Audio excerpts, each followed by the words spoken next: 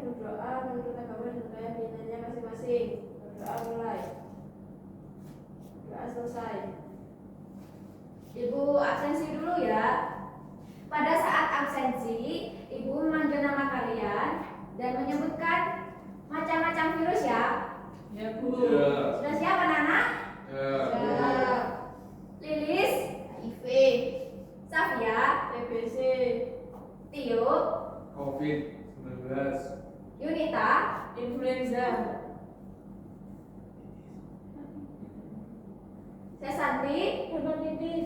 Yasina. Flu. Nah, baik hadir semua ya anak-anak. Ya, Bu. Bu. Baik anak-anak. Coba amati gambar yang Ibu tayangkan. Ini gambar orang apa, anak-anak? Batu. Bersin dulu. Mesin. Pilek. Mesin itu disebabkan oleh virus apa? Virus Flu. influenza dulu. Ya benar. Terus apakah kalian pernah mengalami gejala seperti ini? Pernah. Nah, yang selanjutnya ini untuk gambar di sebelahnya ini apa anak-anak? Vaksin Vaksin. dulu. Vaksin dulu. Apa? Suntik. Iya benar, vaksin. Vaksin itu merupakan virus yang apa? Menguntungkan apa merugikan? Menguntungkan. Yang di sebelah sini? Merugikan. Ya benar. Tepuk tangan buat kalian semua. Nah, tujuan pembelajaran yang Ibu akan berikan kepada kalian yaitu yang pertama, setelah melihat gambar permasalahan berbagai jenis virus COVID-19, HIV dan hepatitis, peserta didik mampu mengidentifikasi peranan virus yang menguntungkan dan merugikan melalui diskusi kelompok, lalu mempresentasikan hasil diskusi dengan menyebutkan minimal 10 contoh dampak dan cara pencegahannya dengan tepat. Yang kedua, peserta didik mampu menganalisis penggunaan virus dalam biokteknologi modern melalui diskusi kelompok berbasis studi literatur, kemudian mempresentasikan hasil analisis secara kritis dan benar dalam bentuk presentasi kelas.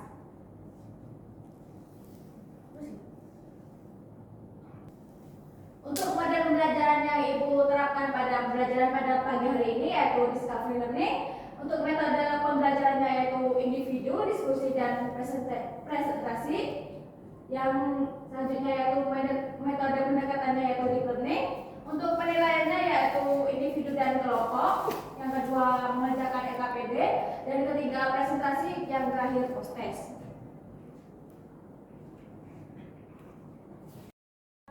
Untuk sintaks discovery learning itu sendiri yaitu yang pertama pembentukan kelompok dan stimulus. Nanti Ibu akan memberikan kelompok sebanyak 2 orang dan memberikan stimulus yaitu permasalahan. Yang kedua identifikasi masalah. Siswa nanti merumuskan masalahnya dengan kelompoknya. Dan yang ketiga pengumpulan data.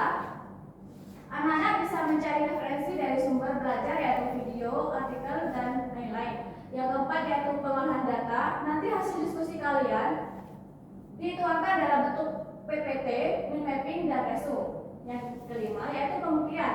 Setiap kelompok mempresentasikan hasil diskusi kalian di depan kelas.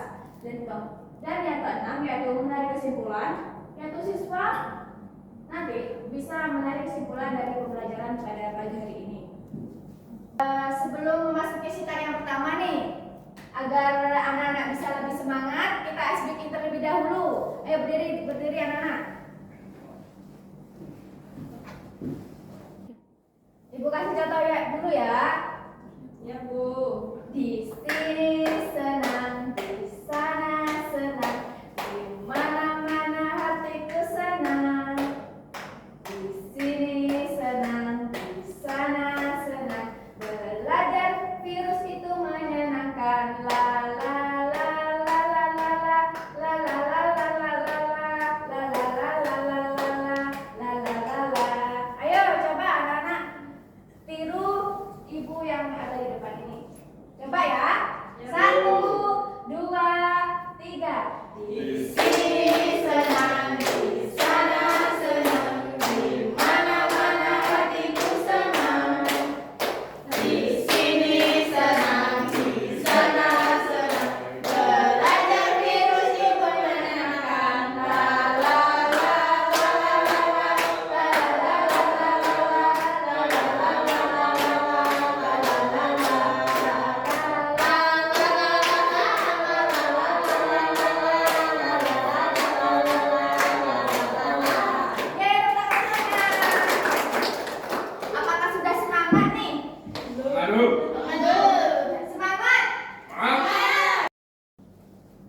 Baik, Ibu akan bentuk kelompok yang sesuai kemarin ya, tes diagnostik kemarin. Untuk kelompok 1 yaitu Lilis dan Sesarti, kelompok 2 Tio dan Yosina, dan kelompok 3 Safia dan Yunita.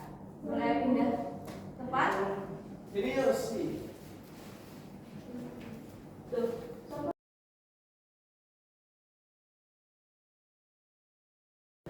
Apakah sudah sesuai dengan kelompoknya? Ibu akan memberikan RKPD ya.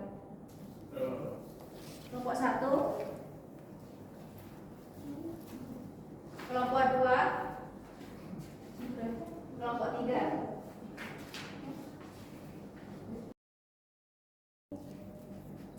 Baik anak-anak, coba lihat gambar yang Ibu sudah tayangkan ini. Yang pertama yaitu virus COVID-19, yang kedua yaitu virus hepatitis yang menyerang liver, dan yang terakhir yaitu HIV. HIV ini bisa menyerang kekebalan imun tubuh. Terus yang COVID ini pada masa pandemi 2019, Indonesia terserang COVID-19 ini yang bisa menyerang paru-paru. Untuk virus COVID-19 ini Ibu berikan pada kelompok 1, yang kelompok 2 yaitu virus HIV, dan yang ketiga yaitu kelompok 3 yaitu virus hepatitis. Nah, kalian mencari rumusan masalah tiap-tiap virus ini yang sudah Ibu berikan dan bagikan. Setelah merumuskan masalah tentang virus, Ibu kasih waktu 2 menit untuk merumuskan masalah tiap-tiap virus ini. Ya Bu. Ya Bu. Baik, sudah selesai anak-anak? Sudah Bu. Untuk kelompok 1, rumusan masalahnya? Dampak dari COVID-19. Kelompok 2? Dampak dan mencegah dari HIV. Kelompok 3? Pencegahan dan juga dampak dari virus hepatitis. Baik, rumusan masalah yang Ibu sepakati pada hari ini yaitu pengertian, dampak, dan cara pencegahannya dari macam-macam virus yang sudah Ibu tayangkan. Dan tuangkan dalam RKPD kalian. Dan sebelum mengerjakan RKPD, anak-anak bisa melihat petunjuk kerja yang ada di lembar RKPD. Ya Bu. Ya Bu. Untuk mengerjakan RKPD yang Ibu sudah berikan, anak-anak bisa mencari sumber media belajar seperti buku, video, atau artikel. Ya Bu. Cara pengerjaannya yaitu untuk kelompok 1 mencari pengertian dan dampak dan cara pencegahannya dalam bentuk PPT. Untuk kelompok 2 yaitu mencari dampak dan cara pencegahannya dan pengertiannya juga dalam bentuk resum, dan kelompok 3 yaitu mencari pengertian dan dampak juga cara pencegahannya dalam bentuk mind mapping. Baik, Bu. Baik Bu. Dan dipresentasikan di depan kelas ya anak-anak. Ibu kasih waktu selama 30 menit. Apa cukup anak-anak? Cukup. Selamat mengerjakan anak-anak. Siap Ya Bu. Bu.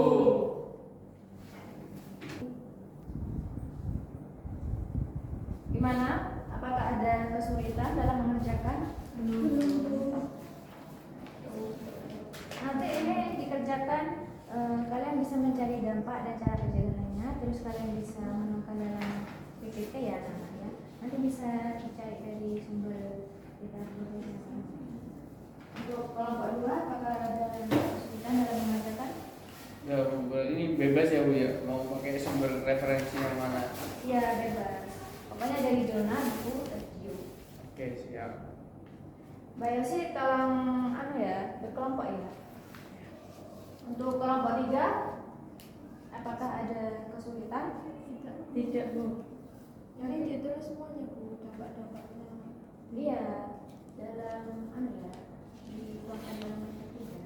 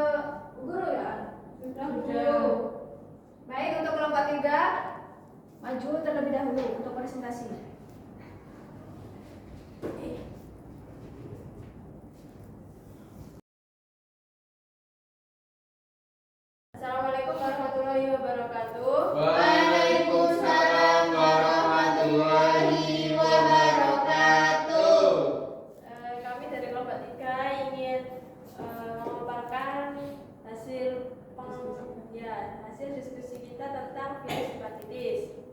Ini yang pertama ada pengertian. Virus hepatitis adalah kelompok virus yang menyerang organ hati atau liver dan menyebabkan peradangan pada jaringan hati. Infeksi virus ini dapat bersifat akut atau jangka pendek maupun kronis atau jangka panjang, tergantung jenis virusnya. Kerusakan hati yang ditimbulkan dapat bervariasi, mulai dari gejala ringan seperti lemas dan mual hingga komplikasi berat seperti sirosis, gagal hati, atau kanker. Kemudian ada dampak dari hepatitis, yaitu yang pertama ada peradangan hati, kedua kelelahan berat, ketiga penyakit kuning, keempat mual, muntah dan hilangnya nafsu makan, kelima nyeri perut bagian kanan atas. Selanjutnya yaitu pencegahan. Yang pertama, vaksinasi hepatitis A dan B.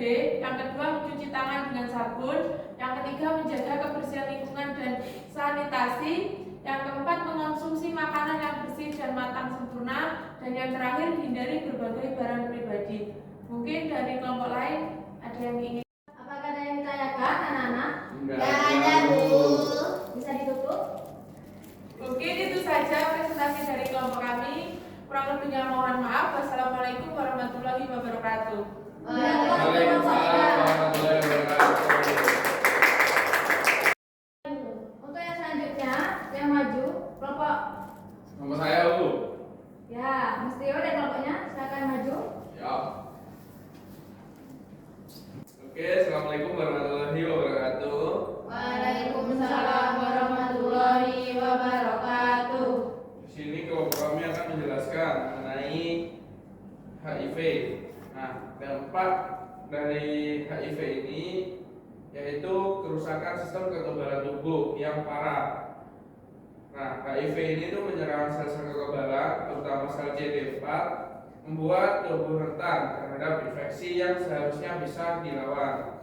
Lalu ada infeksi oportunistik, yaitu seiring melemahnya sistem imun, tubuh menjadi rentan terhadap infeksi seperti kandidiasis atau infeksi jamur pada mulut atau tenggorokan, pneumonia, dan tuberkulosis. Nah, lalu menyebabkan kanker. Nah, kanker ini itu seperti sarkoma Kaposi atau kanker dinding pembuluh darah dan limfoma, kanker kelenjar getah bening. Lalu ada beberapa komplikasi lain, yaitu penyakit lain seperti sitomegalovirus dan kanker serviks invasif, juga lebih umum terjadi pada penderita HIV. Nah, lalu untuk ada juga dampak sosial dan ekonominya. Nah, HIV ini dapat menyebabkan stigma isolasi sosial, kesulitan ekonomi, serta mengganggu pendidikan dan gizi dari anak itu. Untuk pencegahannya yaitu melakukan hubungan seksual yang aman dengan tidak bergonta-ganti pasangan, lalu hindari penggunaan narkoba suntik, lalu ada tes dan konseling rutin kepada dokter, lalu ada pencegahan dari ibu ke anak. Jadi ibu hamil dengan HIV harus berkonsultasi dengan dokter untuk mendapatkan penanganan khusus agar resiko penularan ke janin dapat diminimalkan. Lalu ada edukasi. Nah, tingkatkan pengetahuan masyarakat tentang cara penularan, pencegahan, dan pengobatan HIV atau AIDS. Mungkin itu saja dari teman-teman. Ada yang ditanyakan? Mungkin ada yang ditanyakan? Tidak, Bu. Baik, kalau tidak ada, saya tutup. Assalamualaikum warahmatullahi wabarakatuh. Ya, kelas ke Bapak. Untuk yang selanjutnya yaitu kelompok 1, silakan maju ke depan. PPT-nya sudah dikirim ya, Bu. Baik.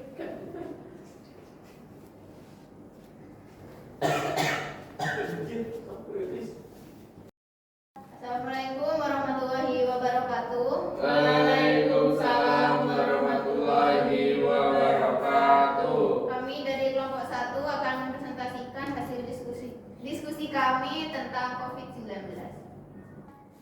Menurut pengertian dari COVID-19 adalah penyakit menular yang disebabkan oleh jenis coronavirus baru ditemukan.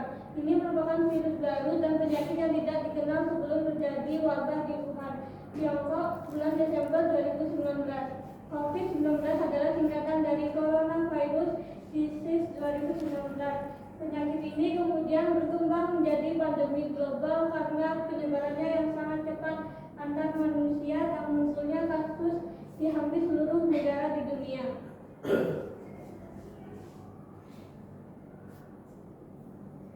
Dampak dari COVID-19 yaitu demam, batuk kering, sesak nafas, lemas, hilangnya indera penciuman, hilangnya indera perasa, sakit tenggorokan, sakit kepala, dan diare. Nah, yang selanjutnya ada pencegahannya. Yang pertama, mencuci tangan dengan sabun. Yang kedua, memakai masker. Yang ketiga, mengkonsumsi makanan yang sehat dan bergizi. Yang keempat, menjaga jarak fisik. Dan yang kelima, meningkatkan ventilasi ruangan. Yang keenam, menghindari kerumunan. Dan yang terakhir ada vaksinasi. Mungkin ada pertanyaan dari kelompok lain. Mungkin ada yang ditanyakan? Jadi pertanyaan saya, jika seseorang itu mencuci tangan tetapi tidak menjaga jarak, nah apakah orang tersebut itu tetap beresiko tertular dari COVID-19? Nah, baik, saya akan menjawab pertanyaan dari Mas Tio. Jika seseorang sering mencuci tangan tetapi tidak menjaga jarak, apakah ia tetap beresiko tertular COVID-19 pada masa itu? Iya, karena virus juga dapat menyebar melalui droplet ketika orang lain batuk, berbicara, atau bersin. Menjaga jarak adalah perlindungan tambahan yang mencegah paparan langsung. Mungkin ada yang ditanyakan lagi dari kelompok yang lain? Tidak, Bu. Jika tidak ada, bisa ditutup presentasinya. Sekian dari kelompok kami. Wassalamualaikum warahmatullahi wabarakatuh. Nah,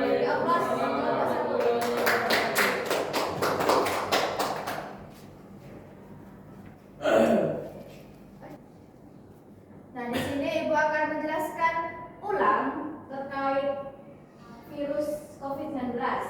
COVID-19 adalah penyakit menular yang disebabkan oleh virus SARS-CoV-2, yaitu virus yang menyerang sistem pernapasan manusia dan dapat menyebabkan gangguan kesehatan mulai dari gejala ringan hingga kondisi berat. Penyakit ini pertama kali muncul pada tahun 2019 di Wuhan, Tiongkok, dan kemudian menyebar dengan cepat ke seluruh dunia hingga menjadi pandemi. Dan penularan COVID-19 ini terjadi melalui percikan droplet yang keluar saat orang yang terinfeksi batuk, bersin, atau berbicara, serta dapat menyebar melalui udara dalam kondisi tertentu. Dan dampaknya antara lain yaitu demam, yang kedua hilangnya penciuman dan perasa, yang ketiga sesak nafas, yang keempat batuk, yang kelima ruam pada kulit, dan keenam nyeri saraf, dan yang ketujuh rasa takut dan kecemasan, dan yang terakhir kematian. Untuk cara mencegahnya antara lain yaitu rutin mencuci tangan, yang kedua menggunakan masker medis dengan benar, menjaga jarak, menggunakan hand sanitizer, pada saat batuk ditutup dengan siku, dan yang terakhir dan yang keenam melakukan vaksinasi. Untuk selanjutnya yaitu HIV.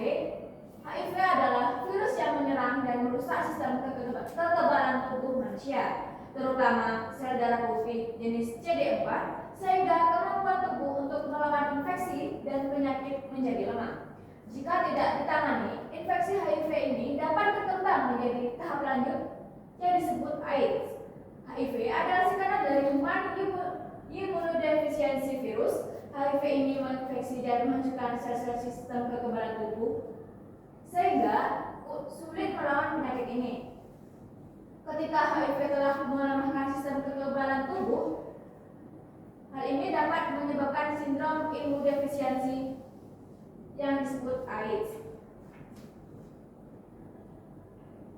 Yang selanjutnya yaitu dampaknya antara lain yaitu yang pertama menurunnya imun pada tubuh, yang kedua menurunnya berat badan secara drastis, yang ketiga demam berkepanjangan, yang keempat mual dan muntah, yang kelima ruam pada kulit, dan yang keenam nyeri saraf, 7 rasa takut dan kecemasan, dan yang terakhir kematian. Untuk cara pencegahannya yaitu antara lain yang pertama, menjaga kebersihan dan keamanan alat pribadi, tidak berganti-ganti pasangan, dan yang ketiga, menghindari narkoba, terutama yang disuntikan. Yang keempat, tes HIV secara rutin, dan yang kelima, berperilaku seksual aman. Dan yang terakhir yaitu virus hepatitis. Hepatitis adalah peradangan pada hati atau liver yang disebabkan oleh infeksi virus seperti hepatitis A, B, C, D, dan E. Peradangan ini membuat fungsi hati terganggu seperti detoksifikasi racun, penyimpanan energi, dan pembentukan protein penting bagi tubuh. Hepatitis ini bisa bersifat akut atau jangka pendek atau kronis jangka panjang dan dapat menimbulkan komplikasi berat seperti sirosis dan kanker hati.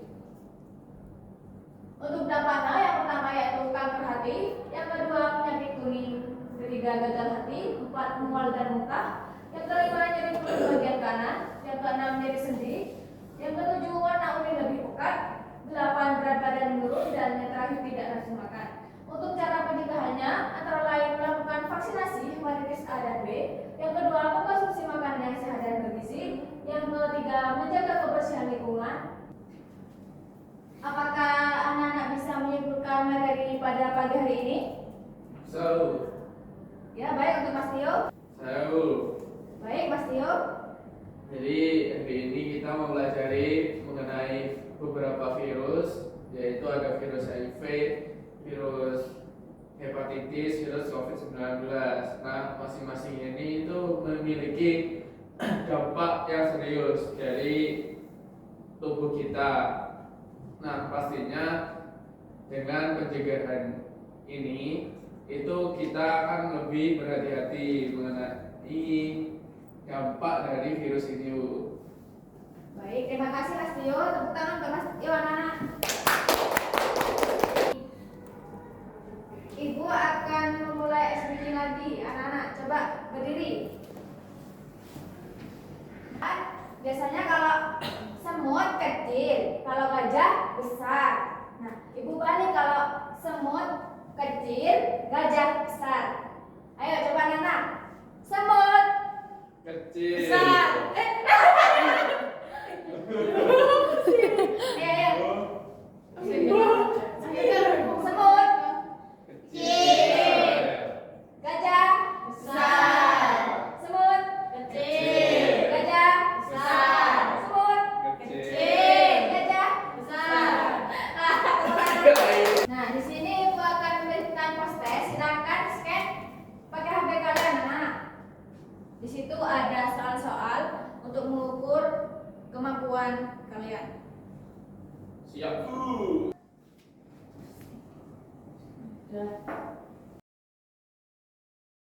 Bisa nggak anak-anak? Bisa. Bisa, Bu.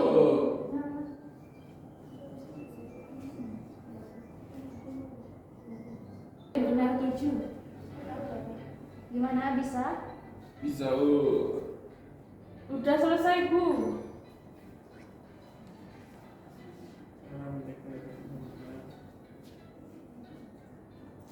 Gimana bisa? Saya benar, Bu. Saya benar. Benar semua saya, Bu.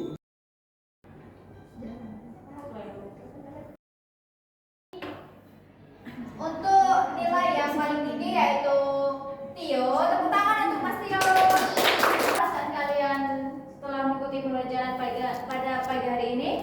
Tenang, Bu. Menarik pembelajarannya.